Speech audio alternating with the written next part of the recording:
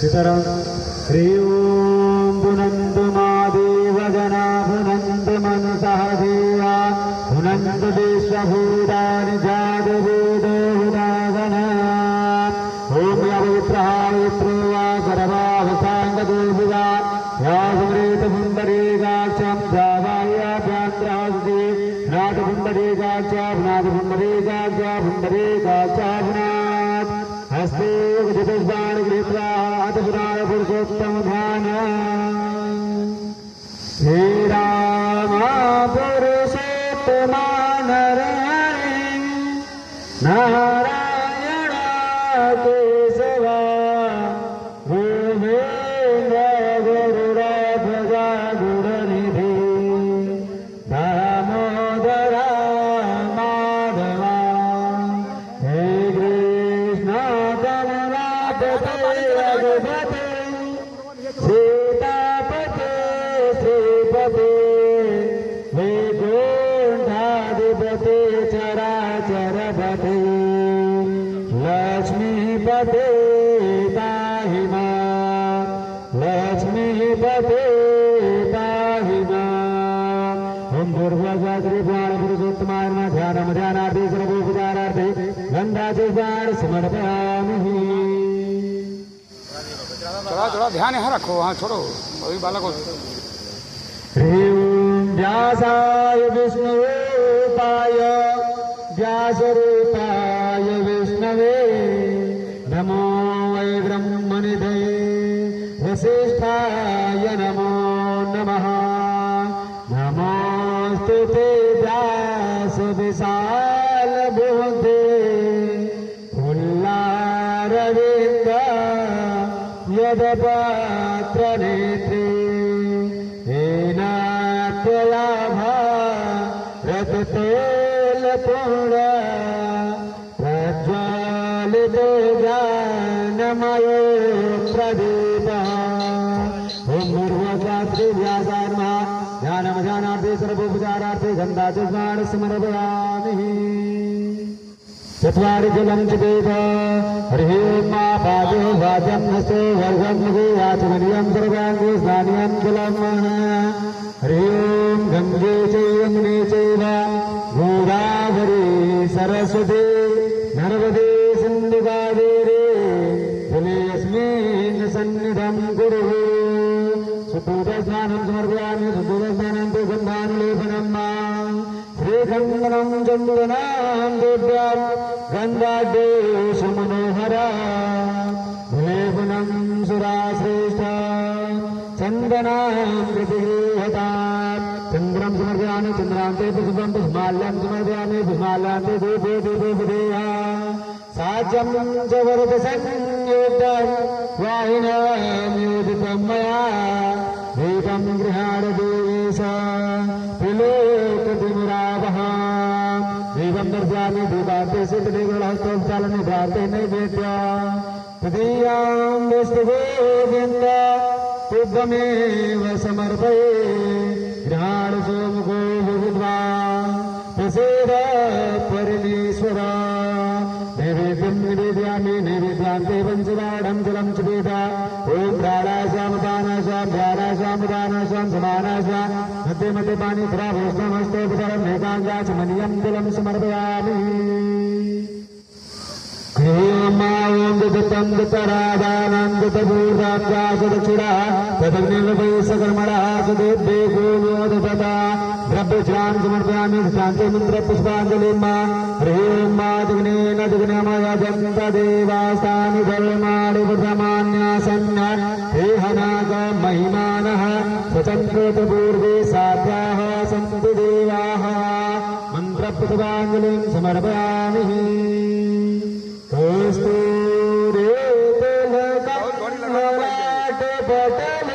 लगाना बाहर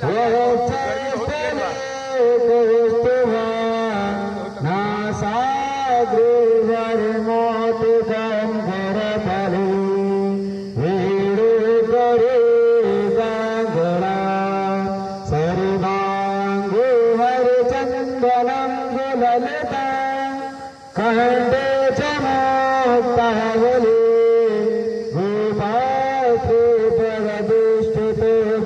जयते भूपालचूडामणि भागवत महापुराण की व्यास जी महाराज की राधा रानी सरकार की गुरुदेव भगवान की जय जय श्री सीताराम जय जय श्री राधे श्याम। हरिओम हरिओम हरिओम सीताराम और सीताराम सीताराम हरिओम सीताराम हरिओम और हरिओम सीताराम हरिओम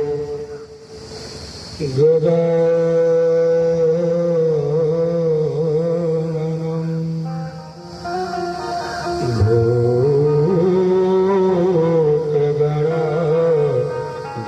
भूतगणाधिसेवितं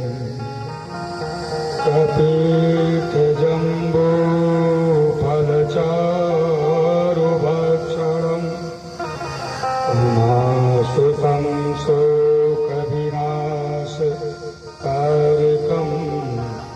नमामि विघ्नेश्वरपादपङ्कजम् ईशान्ताकारं भुजगशयनं पद्मनाभं सुरेशं विश्वाधारं गगनसदृशं मेघवर्णं शुभम् लक्ष्मीकान्तं कमलनयनं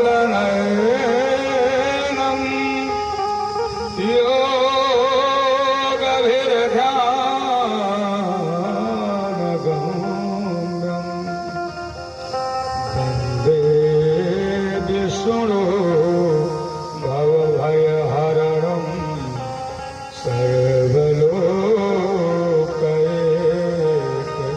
सर्वलोकैकनाथम् किमोकं करोति वाचालं पङ्गुं लङ्घयते गिरिं जतकृपातमहं वन्दे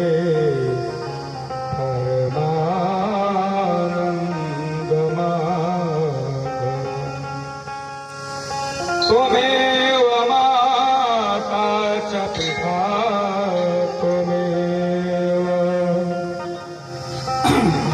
त्वमेव बन्धुः च सखा त्वमेव विद्या दर्शनं त्वमेव शरणं मम देव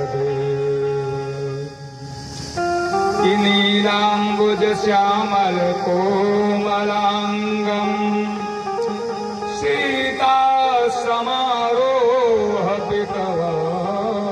सीतासमारोहपितवामभागं पाणौ महासायकचारुचापं नमामि रामं रघुवंशनाथम् मनोजवं मारुतितुल्यवेगं जितेन्द्रियं बुद्धिमतां वरिष्ठं वातात्मजं वा नरयोध्यमोक्षं श्रीरामदूतं शरणं प्रपद्ये। या देवी सर्वभूतेषु मामातृरूपेण संस्थितः नमः तस्मै नमः तस्मै नमः नमो नमः। श्री कृष्णाय वासुदेवाय देवकी नन्दनन्दनाय च नन्दगोपकुमाराय श्रीकृष्णाय गोविन्दाय नमो नमः।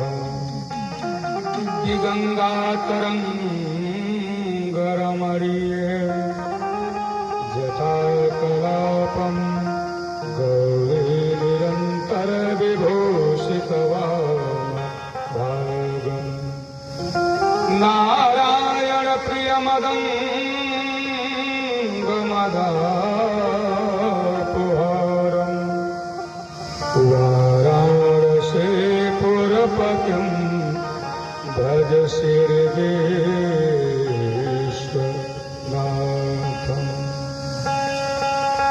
प्रेम से बोलिए गणेश भगवान की जय हो, गौरी मैया की जय हो, वरुण भगवान की जय हो, नवग्रह भगवान की जय हो, श्रीमद्भागवत महापुराण की जय हो, गया चारों धाम की जय हो, जगन्नाथ भगवान की सियापति रामचंद्र की सुत हनुमान की उमापति महादेव की वृंदावन कृष्ण चंद्र के जगत जननी दुर्गे मैया के आदि शक्ति काली मैया के लक्ष्मी मैया के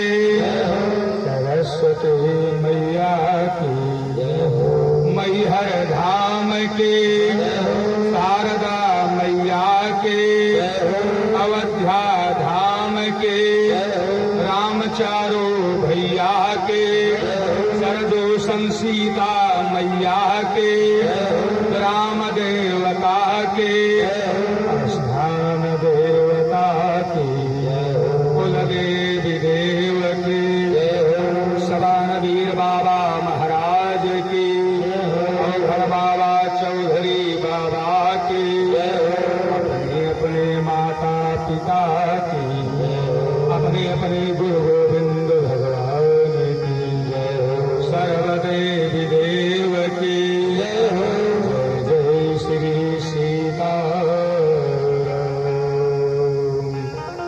नमः पार्वती पतये हर हर हर महादेव शंभो। आइए अष्टम दिवस की प्रथम बेला की पावन श्रीमद्भागवत महापुराण की पावन कथा ज्ञान गंगा में गोता लगाने से पूर्व अपने अंतःकरण की पवित्रता एवं ध्यान की एकाग्रता हेतु अपने अपने पूज्य गुरु भगवान के पावन चरणों में गुरु के द्वारा दिए हुए उस पावन महामंत्र का जप करते हुए प्रभु श्री राम नाम का सुमरण करते हुए अष्टम दिवस की प्रथम श्रीमद्भागवत महापुराण की कथा ज्ञान गंगा में गोता लगाते हुए प्रवेश करते हैं।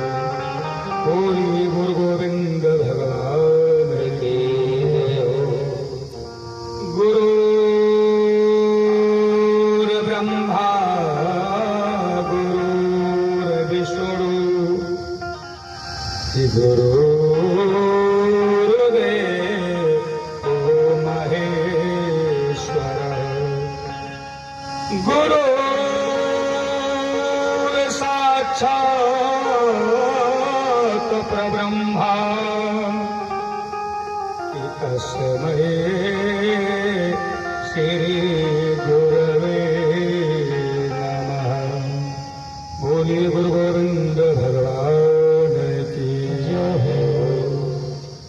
गुरुदेव हरि गुरुदेव हरि जय जय जय जय गुरुदेव हरि।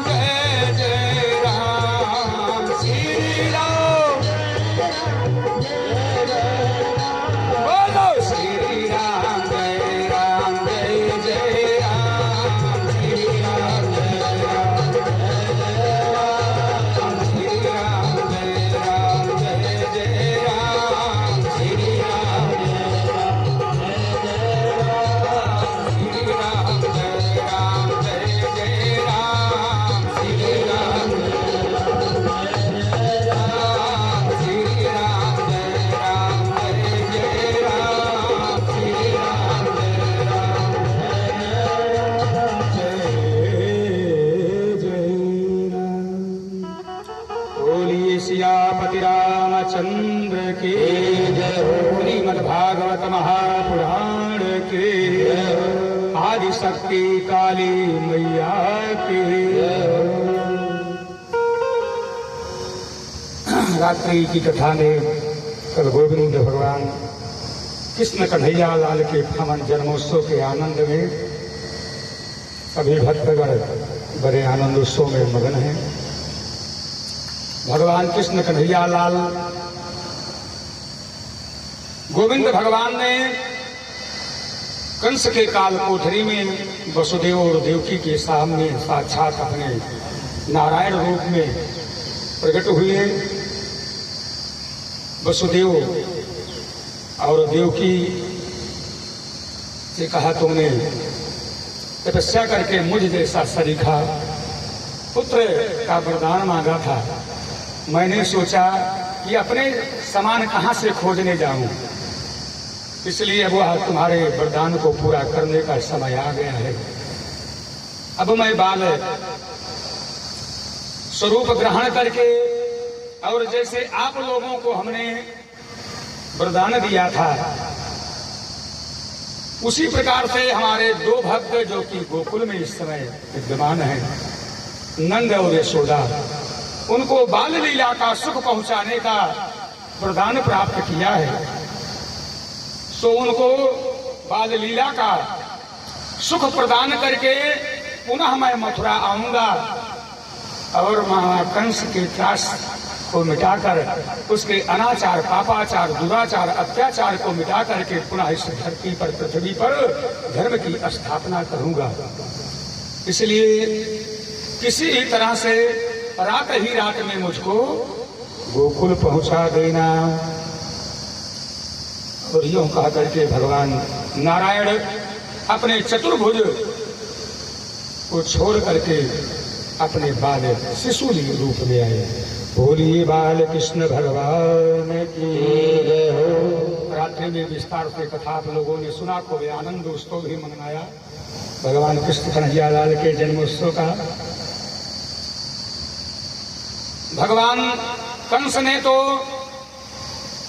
अपनी सजगता के लिए कि देवकी की 8वीं संतान अब जन्म लेने वाली है, इसलिए उसने बड़ी सजगता से वसु और देवकी के हाथों में हथकड़ी, पांव में बेड़िया डलवा करके काल कोठरी में तमाम अपने सूरवीर सरदार सिपाहियों को इतना प्रबंध करवा दिया कि बिना मेरे आदेश से हमारे इस कारागृह में हवा भी पास न कर पाए।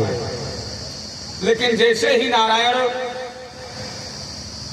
उस काल कठोरी में प्रकट होते हैं, उनके प्रकट होते ही कंस के द्वारा वसुदेव और देवकी के हाथ की हथकड़ी और पांव की बेड़िया वह सब अपने आप खुल गए।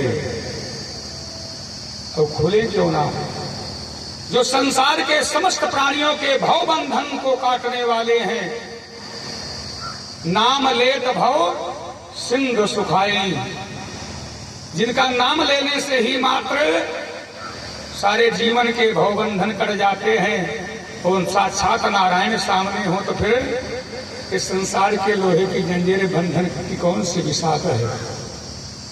सारे भवबंधन अपने आप खुल गए हैं। और वसुदेव जी उठे, वसुदेव पुत्र उठाए, उठे वसुदेव पुत्र उठाए, दो गावे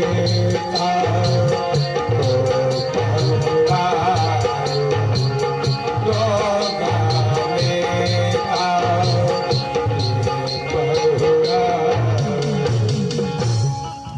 वसुदेव ने भगवान के कथनानुसार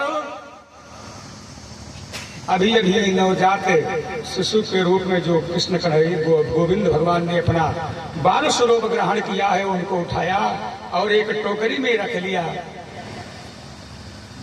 जैसे ही टोकरी में रखा और दरवाजे पर आए तो फाटक अपने आप ही खुल गया, जो ताले हैं। गरल सुधारी करही मितारी,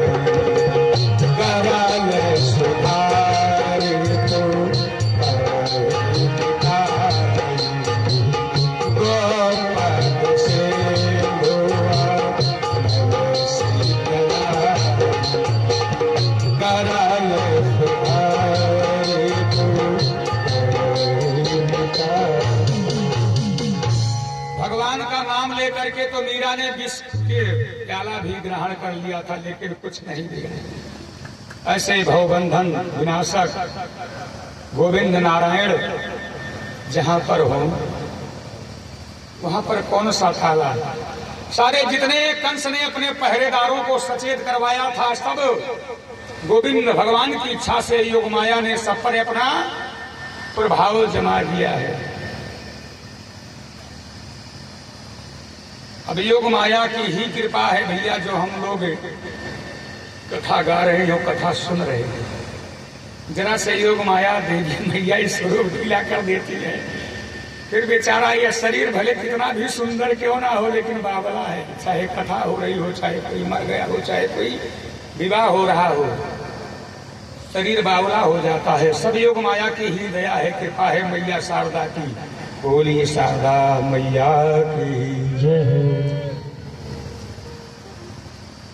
देखा कि जो पहरेदार थे सब पर योग माया की कृपा हो गई है। जो जहां है वैसे खड़ा है, आंखों से देख रहा है, ऐसा लगता है जैसे देख ही नहीं रहा है, एकदम बावला, जैसे पत्थर की मूर्ति को ही खड़ा कर दिया गया।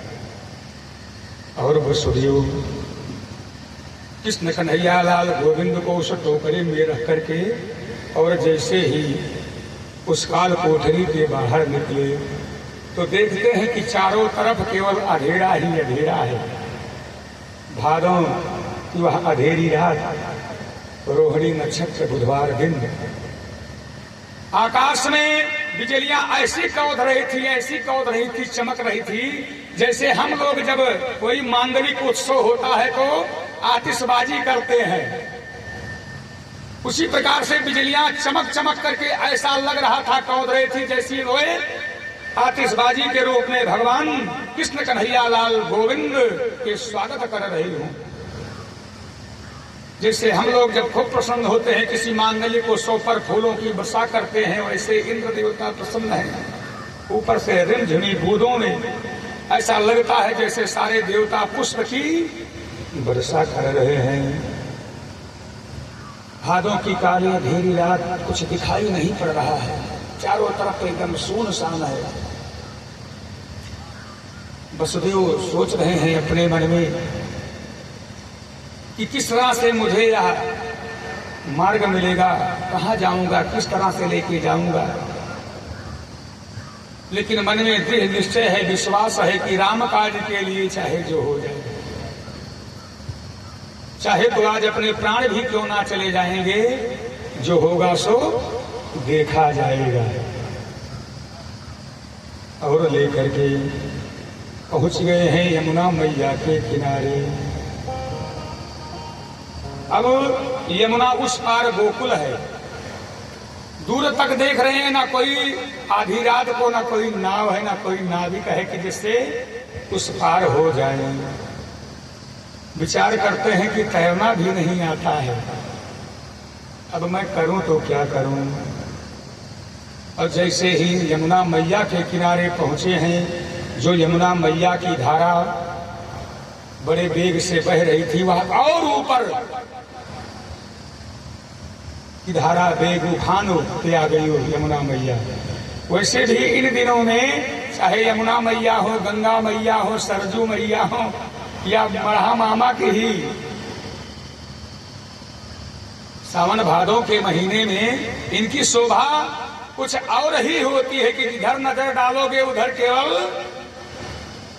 धारा ही दिखाई देती है, जल ही जल दिखाई देता है, कहीं थल दिखाई नहीं देता है सावन भादों के महीने में।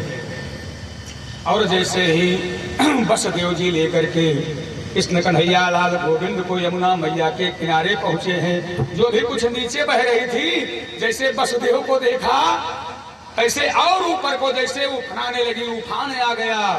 अब बेचारे वसुदेव बहुत घबरा रहे हैं अपने मन में कि मुझे तो तैरना भी नहीं आता, कैसे पहुंचूं मैं नंद के द्वार, कैसे पहुंचूं मैं नंद के द्वार, यमुना बैरी भर, कैसे पहुंचूं ट्रेबल कैसे पहुंचूं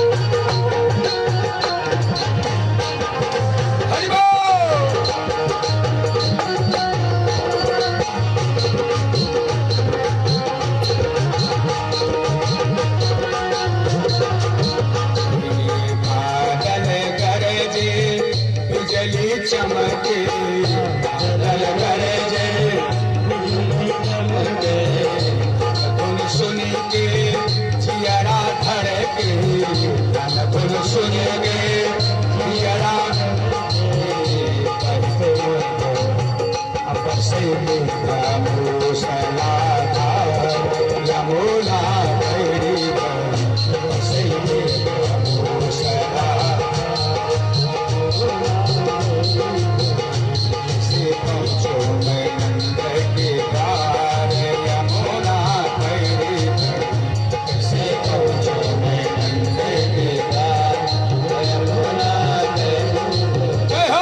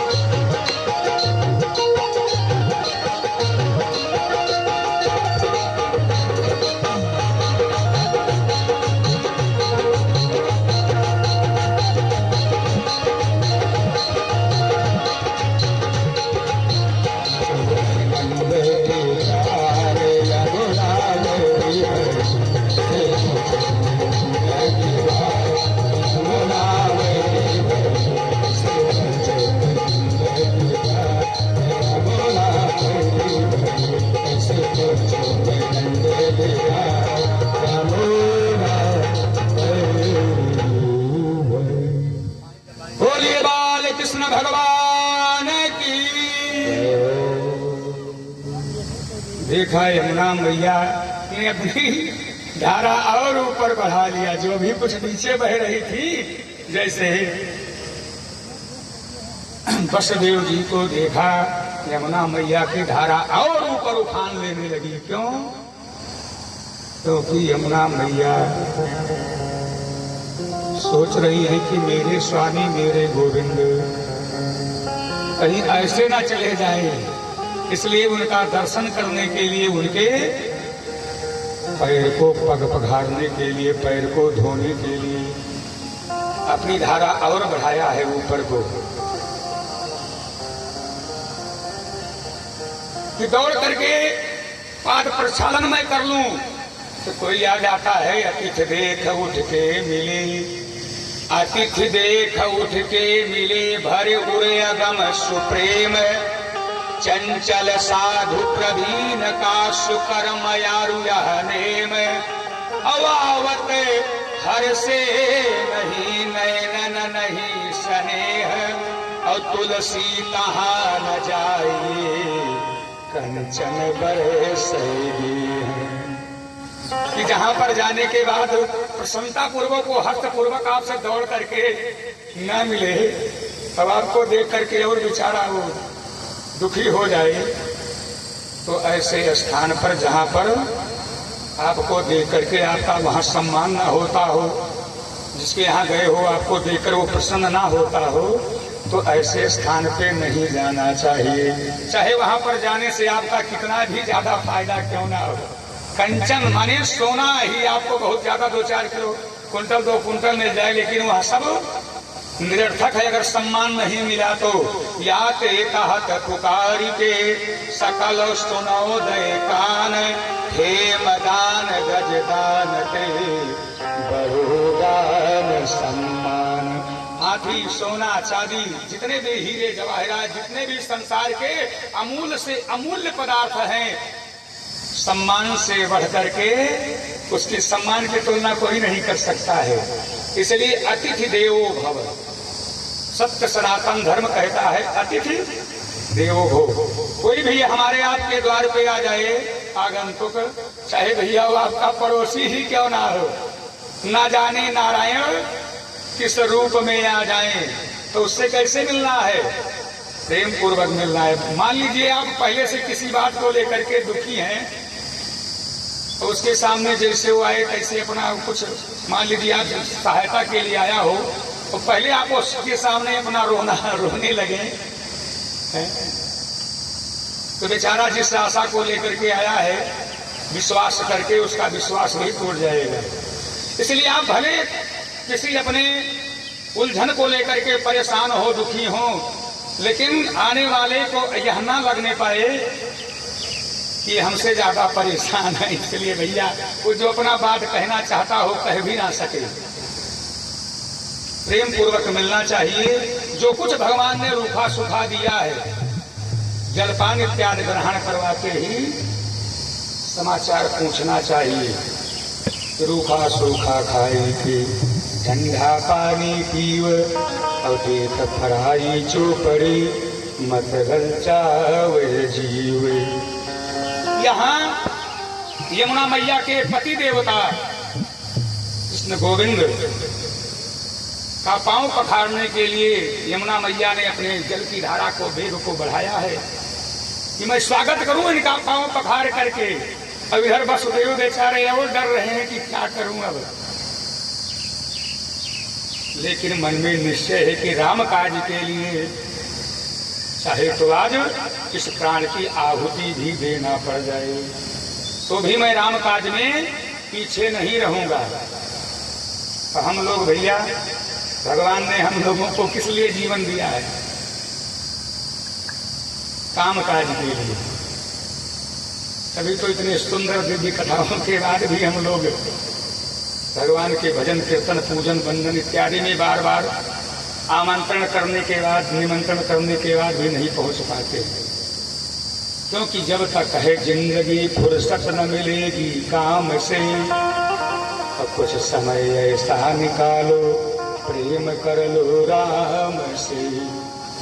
न तो जीवन में कल आने वाला है और न यह काम समाप्त होने वाला है। जैसे एक काम आप पूरा करोगे तो ऐसा दूसरा मुंहबाए खड़ा रहेगा, और कल पे टालोगे तो ये कल भी नहीं आएगा। कल तो कल कहोगे, फिर कल चलेंगे, फिर कल करेंगे। इसलिए खाली करें सो आज कर, आज करे सो अब, और पल में परले होएगी, बहुरी करोगे कब। बहुत लोगों को हमने देखा है, चर्चाएं होती रहती हैं, कहते हैं अभी हम लोगों की जो हमारे जैसे नवयुवक युवा हैं, हनुमानगढ़ी मंदिर है, हम कहते हैं भैया कम से कम मंगलवार को ही आ जाया करो, सब एकत्र हो जाए, सुंदरकांड का पाठ हो जाए, हवन पूजन हो जाए, उसके बाद आप लोग जाओ। कहते हैं अभी तो जीवन में हमारे बहुत समय बचा है इसके लिए। अभी जब वृद्ध हो जाएंगे, अभी ये तो सब बूढ़ों का काम है, भजन करना, कीर्तन करना, सुंदरकांड करना, भक्ति करना के तो बूढ़े लोगों का काम है। जब वृद्ध हो जाएंगे तब जब गया जाएंगे, चारों धाम करेंगे, उसके बाद फिर भागवत कथा करेंगे और कुछ कोई काम नहीं रह जाएगा। दिन रात केवल भगवान का भजन करेंगे। तो भैया क्या गारंटी है कि हम आप और अपना बुढ़ापा देख पाए? इसलिए कहना है भजन कर भरे जवानी में, बुढ़ापा किसने देखा। भजन कर भरे जवानी में, बुढ़ापा भजन कर भरे जवानी बुढ़ापा किसने देखा है। भजन कर भरे जवानी बुढ़ापा किसने देखा है। जय हो।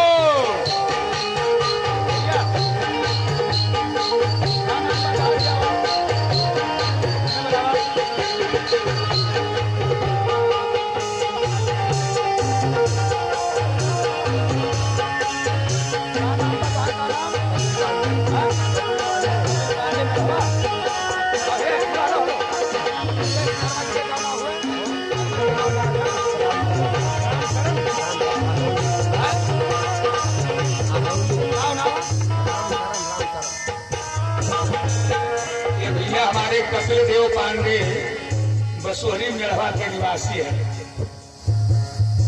जहां भी कथाएं होती हैं अक्सर सभी कथाओं में हमारे पहुंच जाते हैं।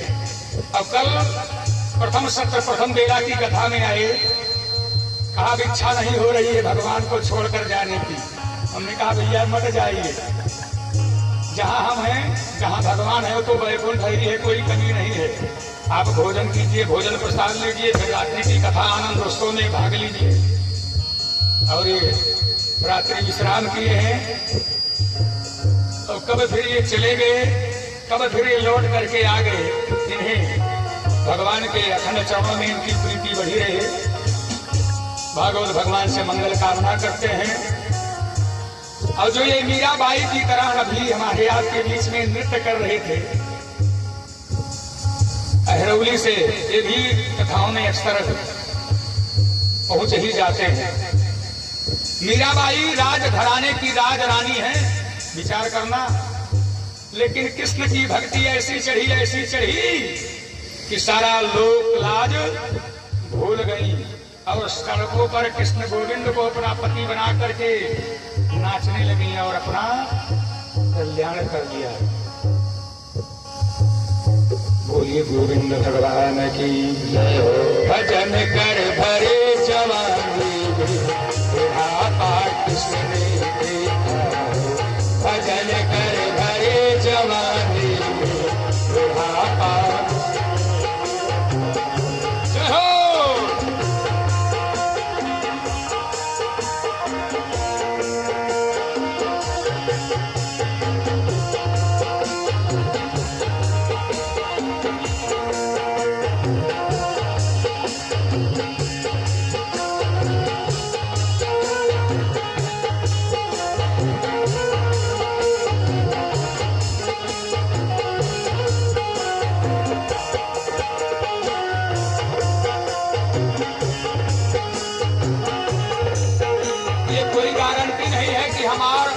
अपना बुढ़ापा देखकर ही संसार छोड़ करके जाएंगे।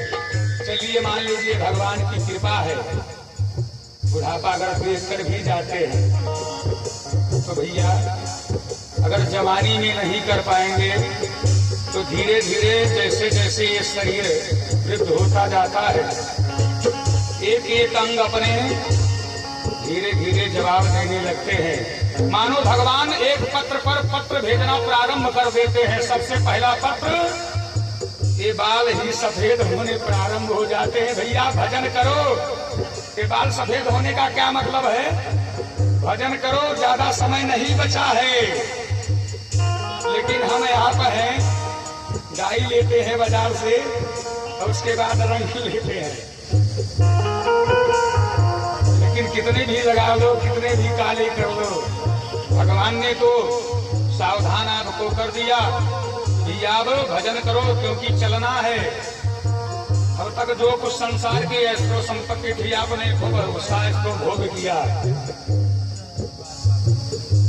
बुढ़ापे में बहेरे हो जाओगी, बुढ़ापे में बहेरे हो जाओगी, भजन तुम सुन नहीं पाओगी, भजन तुम सुन नहीं पाओगी।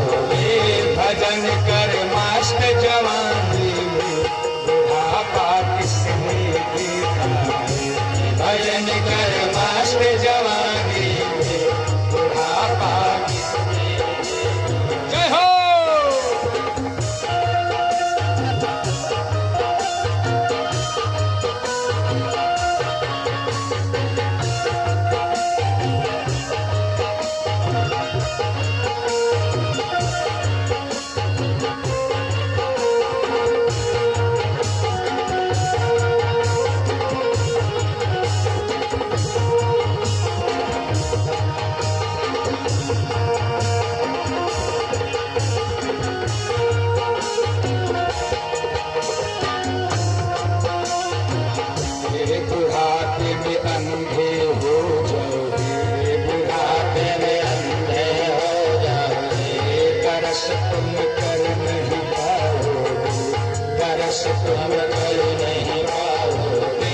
तरस कर भरे जवानी में बुढ़ापा किसने देखा है।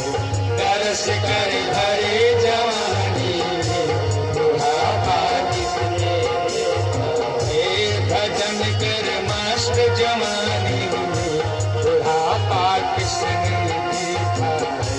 भजन कर मस्त जवानी में बुढ़ापा किसने देखा है। बुढ़ापे में लोले हो जाओगे, बुढ़ापे में लोले हो जाओगे, बुढ़ापे में लंगड़े हो जाओगे, बुढ़ापे में हो जाओगे। और भैया अक्सर देखा जाता है ये 40-50 वर्ष के बाद ये गठिया बाई जिससे मिलो वही पूछता है बाबा का कोनो दवाई हो या कोनो मंत्र झाड़ फूंक वाली व्यवस्था हो तो बहुत ये पैरों से बहुत तकलीफ रहती है। ये सब 40 के बाद धीरे धीरे 50 तक पहुंचते पहुंचते प्रारंभ हो जाती है। अब बताओ इतनी ऊंचे चढ़ाई है मैया वैष्णो देवी की, अब अगर गठिया बाई है तो कैसे दर्शन होगा, तीर्थ यात्रा कैसे घूमोगे। इसलिए भगवान की कृपा है तो बुढ़ापे में लंगड़े हो जाओगे, बुढ़ापे में लंगड़े हो जाओगे। तीरथ तुम कर नहीं पाओगे, तीरथ तुम कर नहीं पाओगे। तीरथ कर भरे जवानी में बुढ़ापा किसने देखा है। तीरथ कर भरे जवानी में बुढ़ापा भजन कर भरे जवानी में बुढ़ापा किसने देखा है। भजन कर भरे जवानी में बुढ़ापा किसने देखा। बोली गोविंद भगवान की। और पहुंच गई है यमुना मैया, लेकिन कहा यदि रामकाज के लिए अपने प्राण ही चले जाएंगे तो भी कोई चिंता नहीं है। और जैसे अपना पहला पांव रखा तैसे कमर तक जल, दूसरा नाक तक पहुंच गया। वसुदेव मन में तो घबरा रहे हैं लेकिन आगे आगे को रामकाज में बढ़ा रहे हैं। और जैसे ही यमुना मैया ने अपने बड़े बेग की धारा को ऊपर बढ़ाया, कृष्ण कन्हैया लाल गोविंद ने उस टोकरी से अपने पैर को नीचे यमुना मैया के जल से स्पर्श कराया तो जिस वेग से यमुना मैया ऊपर को बही थी उसी वेग से फिर ऐसा लग रहा है जैसे मानो जेठ वैसाख का महीना आ गया। सावन भादों में इनकी आभा सुंदरता कुछ और होती है यमुना मैया, गंगा मैया, सरजू मैया की। और इस दिनों में जेठ वैसाख के महीने में तो धारा खोजनी पड़ती है। तो जैसे ऐसा लग रहा था जेठ वैसाख का महीना, जितने वेग से ऊपर बढ़ी थी उतनी ही वेग से नीचे पहुंच गई। और बड़े ही आनंद पूर्वक वसुदेव जी लेकर के नंद भवन पहुंचे हैं। वहां देखते हैं वहां पर भी योग माया का पहरा है। पहरे द्वार सब जहां हैं वहीं खड़े हैं, अपने अस्त्रों शस्त्रों को लिए हुए। मुख्य गेट खुला हुआ है, सीधे अंदर में लेकर के पहुंचे हैं। यशोदा ने अभी अभी कन्या को जन्म दिया है और तुरंत ही वसुदेव ने नवजात शिशु बालक कृष्ण कन्हैया लाल को वहीं पर चुपचाप रख करके और सीधे उस कन्या को लेकर के पुनः जिस मार्ग से गए थे उसी मार्ग से पुनः लौट आए। और जैसे ही पुनः उस बंदी गृह में पहुंचे हैं काल कोठरी में, तो जैसे कंस ने हाथ में हथकड़िया पैर में बेड़ियां डलवाई थी, सब अपने आप ही हाथों में हथकड़ियां पैर में बेड़ियां पड़ गई हैं। इधर देवकी ने जना की मैंने संतान को जन्म दे दिया और मैं प्रसव पीड़ा समझ ही नहीं पाई, जान ही नहीं पाई।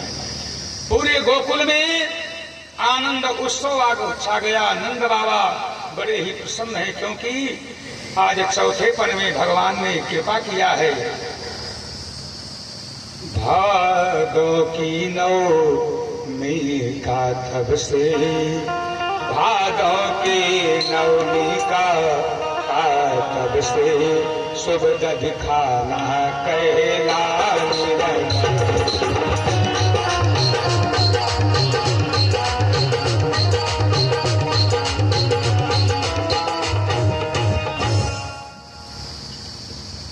अष्टमी तिथि को भगवान का प्राकट्य जन्मोत्सव, उसके दूसरे दिन नवमी, जितने धूमधाम से जन्मोत्सव मनाया जाता है गोकुल में आज भी, उतने ही उससे ज्यादा बढ़कर के धूमधाम से नवमी भगवान का दिलखाना महोत्सव मनाया जाता है। इधर देवता लोग, जो गोप लोग जो भी सुने कि यशोदा मैया ने पुत्र को जना है, जो जहां है वहीं पर दर्शन करने के लिए गोविंद भगवान ने इतने दिनों के बाद करुण कृपा करके इनको कुछ राजवंश के लिए संतान दिया है। और इधर देवता भी भगवान गोविंद कृष्ण कन्हैया लाल के बाल स्वरूप का दर्शन करने के लिए अपने रूप को बदल बदल करके गोकुल में दर्शन के लिए आने लगी और पहुंच करके वहां पर आनंद उत्सव मनाने लगी कि प्रगटे भय अधूरैया, प्रगटे भय अधूरैया गोकुले माँ